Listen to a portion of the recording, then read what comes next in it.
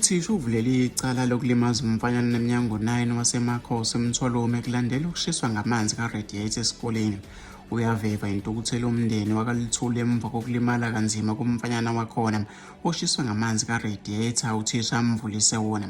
Imoto yakhe ibila. Kube ukuthi uthisha wesikole samabanga aphansi ibanga bizwa primary eMthwalume ibize lomfanyana nomunye wabacela ukuba bamvulele i-radiator yemoto yakhe kanti amanzi azophuma aqasha athelekele umfanyana ebusweni ashe.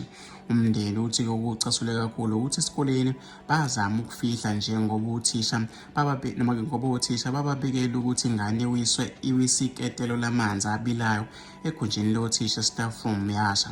Bathi iqiniso baze balithola sebefika esibhedlela lapho kuvele khona ukuthi ingane ishiswe ngamanzi emoto. Nguzane nompumelelo Bloso ngunini omdala walomfana uthi indlela ingane eshe ngayo isiyasaba ngisho ukuya esikoleni. Ubuso obuphucukile uthi umndeni bafuna ukwenziwa ubulungiswa ngoba ingane ishe yenza into engayelanga esikoleni. Eqhuba ukuthi nokuba esikoleni bazehlise bakhetha ukuba baqamba amanga uthi-ke bethi-ke ishiswe ngamanzi eketelo.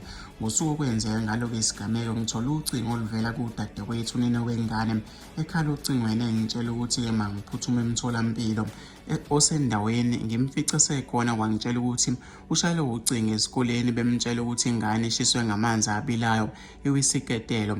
Sithukile-ke sesikhuluma nengane sisitshela ukuthi babizwe uthisha bese egunjini-ke lokufundela uthi-ke bayise emotweni yakhe wavula ibhonethi wabese batshela ukuthi-ke mabavule iradiator.